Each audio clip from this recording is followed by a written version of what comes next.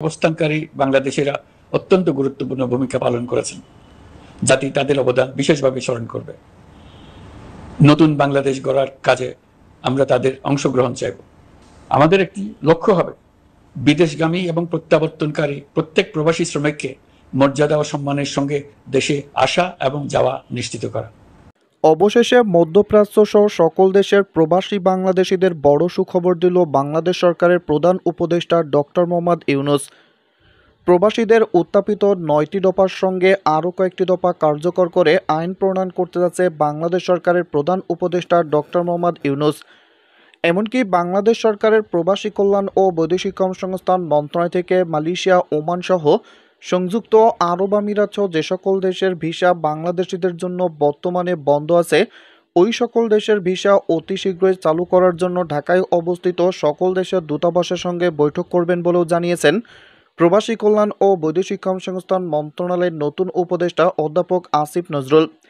তিনি জানিয়েছেন, বর্তমানে বাংলাদেশ থেকে যেন কর্মীরা সকল দেশের ভিসা সহজলভ্যে এবং সহজ শর্তে পায়, এই বিষয় সম্পর্কে ঢাকায় অবস্থিত সকল দেশের দূতাবাসের রাষ্ট্রদূতের সঙ্গে বৈঠক করা হবে। এমনকি বর্তমানে প্রবাসী কর্মীদের ভিসা সিন্ডিকেট বন্ধেও তিনি প্রতিরোধমূলক ব্যবস্থা গড়ে তুলবেন বলেও জানিয়েছেন। বর্তমানে বাংলাদেশ সরকারের প্রধান উপদেষ্টা ডক্টর মোহাম্মদ ইউনূস তিনি জানিয়েছেন, প্রবাসীদের ভিসা সিন্ডিকেট দূর করতে হবে এবং সহজ শর্তে ভিসা প্রাপ্তি হতে হবে। কারণ বর্তমানে বাংলাদেশ থেকে মধ্যপ্রাচ্য সহ বিভিন্ন দেশে ভিসা প্রাপ্তিতে বড় ধরনের সিন্ডিকেট দেখা যায়। বিগত সরকারের আমলে এই সিন্ডিকেটটি ব্যাপক আকারে ধারণ করেছিল। বাংলাদেশ থেকে মধ্যপ্রাচ্যের ওমান, আরব আমিরাত, সৌদি আরব থেকে শুরু করে বিভিন্ন দেশে যেতে যেখানে ৫ থেকে ৬ লক্ষ টাকা পর্যন্ত দরকার পড়ে, সেখানে ভারত, পাকিস্তান, ফিলিপাইন, ইন্দোনেশিয়া সহ অন্যান্য দেশ থেকে এই সমস্ত কর্মীদের যেতে ১ লক্ষ টাকার মধ্যেই তারা ওই সকল দেশে যেতে পারে। কেন বাংলাদেশিদের ৫ থেকে ৬ লক্ষ টাকা পর্যন্ত দিতে হবে, এই বিষয় সম্পর্কে ভিসা সিন্ডিকেট যারা যুক্ত আছেন তাদেরকে প্রতিরোধ করা হবে বলেও বাংলাদেশ সরকারের প্রধান উপদেষ্টা ডক্টর মোহাম্মদ ইউনূস জানিয়েছেন এবং ভিসা প্রাপ্তিতে সহজ করা হবে বলেও তিনি জানিয়েছেন। এমনকি ফ্লাইটের টিকিটের সিন্ডিকেট মুক্ত করতে হবে এবং ফ্লাইটের টিকিটের মূল্য নির্ধারণ করা হবে। বর্তমানে ফ্লাইটের টিকিটের যে চড়া মূল্য, এতে বাংলাদেশি কর্মীরা নিরুপায় হয়ে টিকিট কিনতে অনেকেই ব্যর্থ হয়। গত ২ মাস আগে মালয়েশিয়াতে যে সমস্ত বাংলাদেশি কর্মীরা মালয়েশিয়ায় যাওয়ার ভিসা পেয়েছিলেন, শুধুমাত্র ফ্লাইটের টিকিটের সিন্ডিকেটের কারণে কিন্তু তারা মালয়েশিয়াতে প্রবেশ করতে পারেনি। ফ্লাইটের টিকিটের অনেক মূল্য এবং টিকিট সংকটের কারণে কিন্তু প্রায় ১৭,০০০ বাংলাদেশি কর্মী মালয়েশিয়াতে প্রবেশ করতে পারেনি। এজন্য ফ্লাইটের টিকিটের সিন্ডিকেট বন্ধ করা এবং ফ্লাইটের টিকিটের মূল্য নির্ধারণ করা হবে। বিমান বাংলাদেশ এয়ারলাইন্সের ফ্লাইটের টিকিটের মূল্য সরকারিভাবে নির্ধারণ করে দেবে বাংলাদেশ সরকার। এমনকি প্রবাসী বাংলাদেশি কর্মীদের জন্য বিমানবন্দরে ভিআইপি লঞ্চ বা গেটের ব্যবস্থা করা হবে। যে সমস্ত বিদেশগামী কর্মীরা হজরত শাহজালাল আন্তর্জাতিক বিমানবন্দর দিয়ে মধ্যপ্রাচ্য সহ অন্যান্য দেশে যাবেন এবং যারা ছুটিতে হজরত শাহজালাল আন্তর্জাতিক বিমানবন্দরে আসবেন, তাদের জন্য বিশেষ ভিআইপি লঞ্চ বা গেটের ব্যবস্থা করা হবে। ওই গেট দিয়ে শুধুমাত্র প্রবাসী বাংলাদেশি কর্মীরাই যাতায়াত করতে পারবেন, অন্য কোনো যাত্রী বা প্যাসেঞ্জাররা ওই গেট ব্যবহার করতে পারবেন না। এমনকি বিমানবন্দরে কর্মীদের হয়রানি বন্ধে বিশেষ হেল্প ডেস্কের ব্যবস্থা করা হবে। বিমানবন্দরের কর্মীরা যদি কোনো গুরুত্বপূর্ণ নথি বা ডকুমেন্টস হারিয়ে ফেলে বা নিয়ে আসতে মনে না থাকে, তাহলে অতি দ্রুত সময়ের মধ্যে যেন এই সমস্ত ডকুমেন্টসগুলো সংগ্রহ করতে পারে এবং বিভিন্ন প্রয়োজনে এই হেল্প ডেস্ক কাজ করবে। এমনকি প্রবাসী কর্মীদের ল্যাগেজ দ্রুত সময়ের মধ্যে কর্মীর হাতে পৌঁছাতে হবে, কারণ প্রত্যেকটা কর্মী যারা বর্তমানে বিভিন্ন দেশে যায় এবং যারা বিদেশ থেকে দেশে আসে, তাদের ল্যাগেজ চেকিং করতে ঘন্টার পর ঘন্টা সময় লাগে। এই ল্যাগেজ চেকিং ৫ থেকে ১০ মিনিটের মধ্যে করতে হবে, এমন একটি নতুন আইন করা হয়েছে। বিমানবন্দরে আইন শৃঙ্খলা বাহিনী কর্তৃক দুর্ব্যবহার বা খারাপ আচরণ রোধ করা হবে।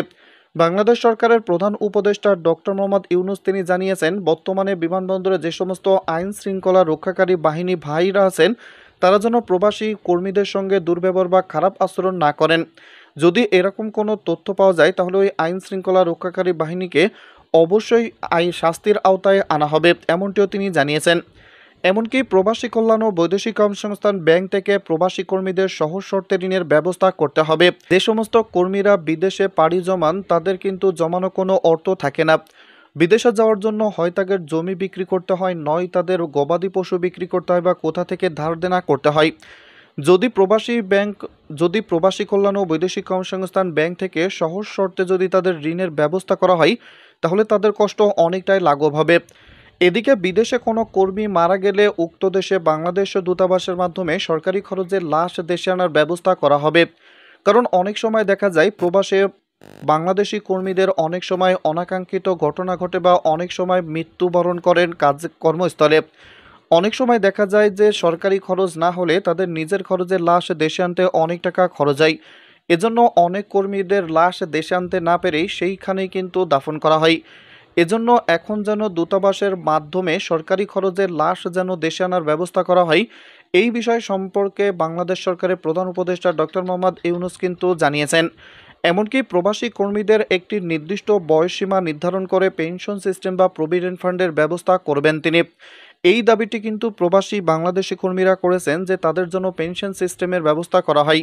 একজন প্রবাসী কর্মী 10 থেকে 15 বছর প্রবাসে কঠোর পরিশ্রম করার পরে দেশের অর্থনীতির চাকা যখন রেমিটেন্স প্রবাহ বৃদ্ধি করার কারণে সচল করে, ওই প্রবাসী যখন 10 থেকে 15 বছর প্রবাসে কাজ করার পরে দেশে আসে, তখন অনেক সময় দেখা যায় অনেক প্রবাসী বাংলাদেশি কর্মীদেরকে মানবতার জীবনযাপন করতে হয়।